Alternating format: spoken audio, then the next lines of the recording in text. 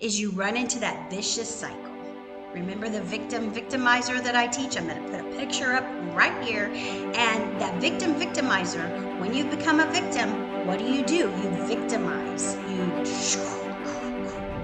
Hello, I was in a relationship with a narcissist for many, many years. And, you know, of course, because I have children with him, it still goes on to this day. But I'm not a victim.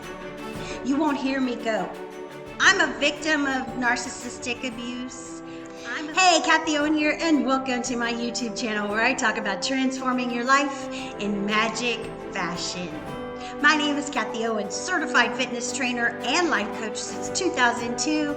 As a survivor of complex post-traumatic stress disorder and narcissistic abuse, today I teach people how to stop mind screwing yourself out of success, happiness, health, and wealth. Let's get into the video. You hear me say it all the time. The pruning shears of revision is the answer to a lot of things that happen in your life. And here is why. It's really simple. Your subconscious mind takes everything literally. Everything. Your subconscious mind is also where your power lies. Remember that and never forget it. Because if your subconscious mind takes everything literally and you go, oh my God, it's raining again today, it's going to be a bad day. Hello. Your subconscious mind goes, yep, it does. It is. But you know, there are people out there that love rainy days. There are reasons for the way the weather is as it is. And if it was sunny every day, you wouldn't appreciate the beautiful sunny days. What is the pruning shears of revision? I often refer you to a PDF that's on the internet, and it's the lecture Neville Goddard gave on the pruning shears of revision. And a lot of times people don't understand Neville Goddard because it was from back in the 40s and 50s. And people are like, whoa, this is kind of weird. His language is weird. His language can be a little bit different. And Neville Goddard read the Bible 8 hours a day. He knew the Bible. He is one of the best teachers of spirituality, of life principles. But today we're going to talk about revision and how Neville Goddard teaches the pruning shears of revision. So your mind is the Garden of Eden. Your mind is where you flourish. So where your power lies. It's the kingdom of heaven. But if you don't look at it like that and you just let it run amok and you tell your subconscious mind all this stuff, it's going to believe it.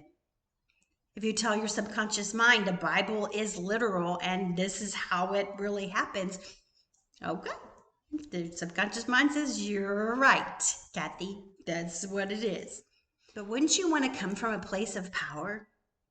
Wouldn't you want to come from a place that's going to make you feel more fulfilled, like you do live in the kingdom of heaven? You do live in the Garden of Eden? That's your power. That is your power. But your subconscious mind is also the free will, the free choice. And it says, okay, if that's what you want to believe, that's what we're going to believe.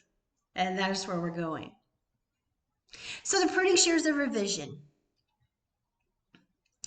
When you go to bed at night, this is the most important time to do it because your brain is in theta stage. Your brain has different stages that it enters into where it's more susceptible to what you're telling it. So as you're falling asleep at night and first thing in the morning, picture that definite chief aim, number one. But number two, if you had reactive situations during the day, think about them.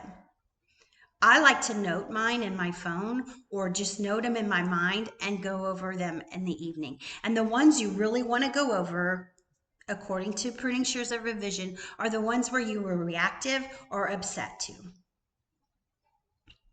And you rewrite them. And once you practice this for a while, you get really good at it. And you can rewrite them like that. And you can become more aware. At first, it takes a little bit of work. But you rewrite it in a way that you wish it would have happened.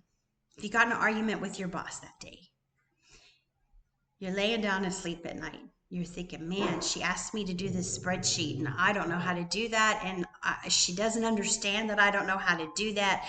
And she just expects me to do it. She's just leaving me for the wolves. When you lay down to go to sleep at night, how do you wish that would have happened? How do you perceive your boss coming to ask you nicely? How do you perceive your boss saying, hey, I see Kathy's got the capabilities. She can do this. And I know she could do this spreadsheet, and I'm just going to go with it. Maybe you don't have the capabilities. Then you go, well, she goes, Kathy, I'm going to get so-and-so to teach you this so you understand these intricacies that go on with this method that I want you to do for this spreadsheet. Okay, good. Picture it. If you don't even want to do the spreadsheet at all, picture that. But picture your boss being nice to you. Don't picture it in an angry way. And picture it until you believe it. That's where the work comes in, because it does take a while. But eventually it works and it's like, wow. You know what helps me too is you can picture that person doing something that they enjoy, something that you really like about them. Maybe hard to find, but you can find it. Even if you have to make it up with your imagination. Why is the pruning shears of revision so effective? It's because your subconscious mind takes everything literally, absolutely. So when you start to reprogram your subconscious mind, you reprogram what's going on out there. It changes how people interact with you because your subconscious mind has changed, then their subconscious mind has changed. It's powerful. So let's talk about pitfalls you fall into from not using the pruning shears of revision and then solutions. Number one pitfall, you'll continue being reactive. What's reactive? Reactive is you continue being mad at that person and they'll pick up on it. You'll continue being angry inside and it snowballs. Your emotions snowball. People pick up on it. Okay? Pitfall number two, there's no power there. You have no power there. If you're going to continue being reactive, your situations are going to get worse. They're going to snowball out of control. And then you've lost your power totally. Go watch my video on how my house got stolen from me. I'll put a link in the description below. I totally lost my power in that incident. But now, today, things are totally different. I look at it different. The mortgage is still in my name, but I don't live there. But I'm looking at it from a different perspective. I've revised everything, and it's totally different today, how I react to it. And there's something going on right now in my life that is totally transitioning it, but the way I'm approaching it is completely different from the way I approached it in 2018. Number three pitfall you fall into is you run into that vicious cycle. Remember the victim-victimizer that I teach? I'm going to put a picture up right here. And that victim-victimizer, when you become a victim, what do? You victimize. Hello, I was in a relationship with a narcissist for many, many years. And, of course, because I have children with him, it still goes on to this day. But I'm not a victim. You won't hear me go, I'm a victim of narcissistic abuse. I'm a victim of complex post-traumatic stress disorder. First of all, I never say I am to anything. One thing I've learned in the last year or so, don't ever say I am, and I'm going to do a video on that, but you won't hear me say I am Kathy Owen. I am a certified fitness trainer. When I say that, I'm giving my power away. I am not those things. I am not a victim. I am a survivor. That word is much better. Get out of that vicious cycle, because when you claim to be a victim, what do? You come back and victimize the person who victimized you. And it just becomes a vicious cycle. How do you get out of that? You quit declaring I am a victim, first of all. And second of all, you take your power back. Number four pitfall that you run into when you don't do revision is you have anxiety and anger. You wonder where that anxiety comes from? Out of the blue? When you're like all stressed out and all you can focus on is that mowing the yard or whatever you do that gets you out of reality. You're just avoiding it. But when you revise it and you think it in your mind and you get your power back, and it changes everything. It changes how your subconscious is going to rely on it, because you're telling your subconscious, oh my God, I'm so pissed at my boss. I can't get over this argument that I had with her today. I can't get over it. It's just in there. But when you revise it and you really work on this process, it shifts your power back to you, which is where you want it to be, because then you're not angry all the time, which will snowball. And then you're not anxiety. You don't wonder where that panic attack came from out of the blue. And I know what that's like because I am a survivor of complex post-traumatic stress disorder. But survivor is a lot better word than victim. Let's talk about solutions. Solution number 1, you are proactive. Proactive is better than reactive. So here, let's go talk about the emotional guidance scale from Esther Hicks. Ask Until It Is Given is in that book. But Esther Hicks talks about it all the time with Abraham. And if you go listen to Esther on Abraham on, just Google Abraham Hicks on YouTube, and you will come up with so many different awesome videos on listening to her channel Abraham. You want to become more proactive? You rise up the emotional guidance scale.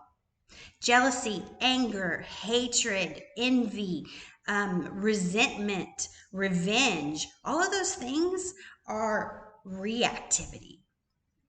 You want to come from a place of proactivity where your power lies. And when you revise those reactivity situations that you documented during the day, oh my God, I was pissed at my boss.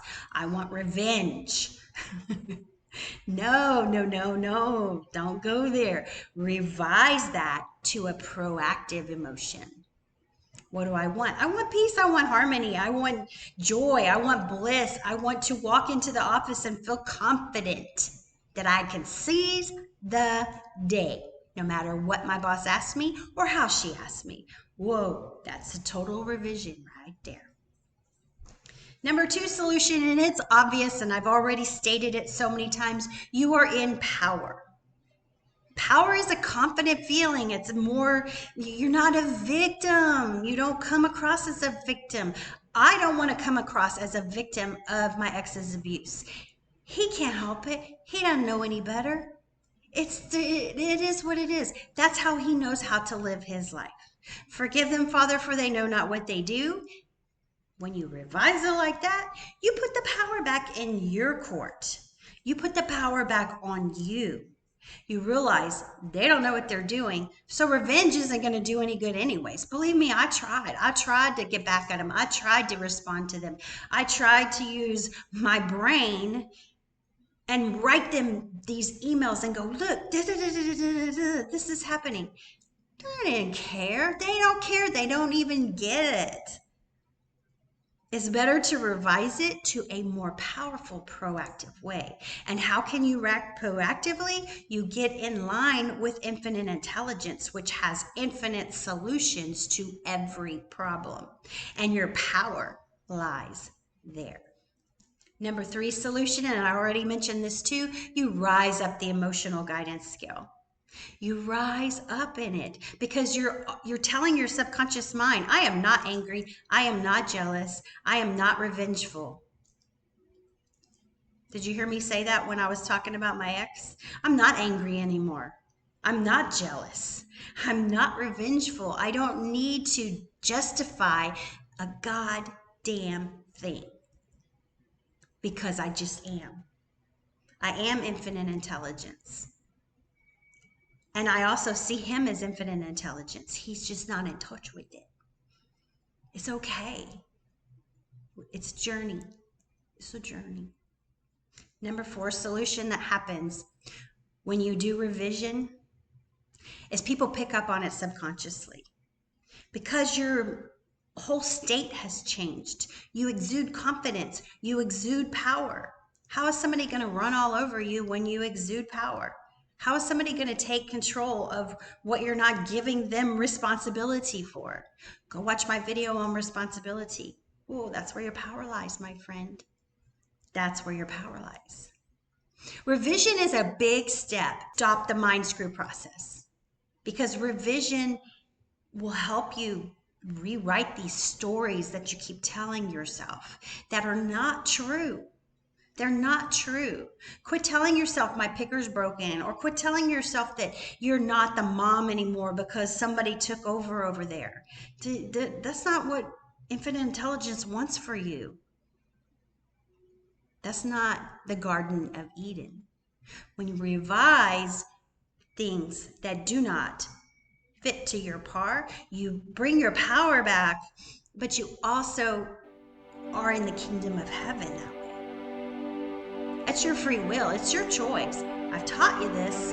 Now you know. It's up to you. All right, that's my video for today. I hope you liked it. Be sure to give it a thumbs up if you did. Share with somebody who can benefit from this. And until next time, I'll see you next time. Peace out and namaste.